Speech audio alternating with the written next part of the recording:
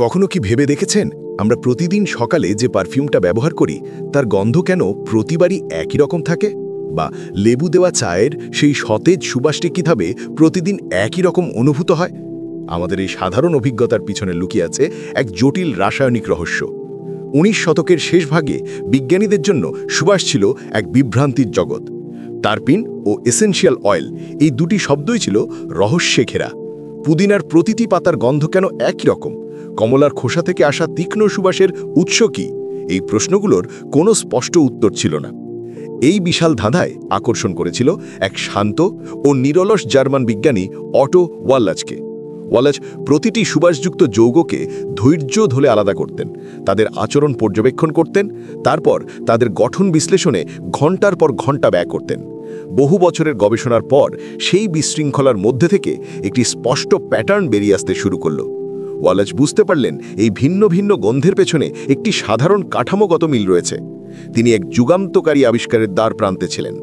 অবশেষে তিনি আবিষ্কার করলেন অ্যালিসাইক্লিক যৌগ, চক্রাকার জৈব যৌগের একটি নতুন পরিবার। এই আবিষ্কার শুধু সুবাস বা সুগন্ধি বিশ্বকে বোঝার পথই তৈরি করেনি, বরং পুরো জৈব রসায়নের দিক বদলে দিয়েছে। টারপিন আর এসেনশিয়াল অয়েলের গঠন ও সম্পর্ক প্রথমবারের মতো স্পষ্ট হয়ে উঠল। এই আবিষ্কার দ্রুত শিল্পে প্রভাব ফেলতে শুরু করল। পারফিউম নির্মাতারা সুনির্দিষ্ট গন্ধের স্থায়িত্ব নিয়ন্ত্রণ করতে শিখলেন। খাদ্য শিল্পে লেবু, পুদিনা বা কমলার ফ্লেভার উৎপাদন আরও নির্ভুল হল। এমনকি প্রসাধনী শিল্প সুবাসের স্থায়িত্ব বাড়ানোর বৈজ্ঞানিক ভিত্তি খুঁজে পেল। তার নীরব বিপ্লবের আনুষ্ঠানিক স্বীকৃতি আসে ১৯১০ সালে। অটো ওয়াল্লাচকে রসায়নে নোবেল পুরস্কার প্রদান করা হয় জৈব রসায়ন এবং বিশেষত অ্যালিসাইক্লিক যৌগ নিয়ে তার পথ প্রদর্শক গবেষণার জন্য। আজও ওয়াল্লাচের ছাপ আমাদের চারপাশে নীরবে ছড়িয়ে আছে। আপনার প্রতিদিনের পারফিউম, রান্নার ফ্লেভার, মোমবাতির সুবাস, এমনকি টুথপেস্টের সতেজ ঘ্রাণ, এই সব কিছুর পেছনেই রয়েছে তার সেই যুগান্তকারী আবিষ্কার।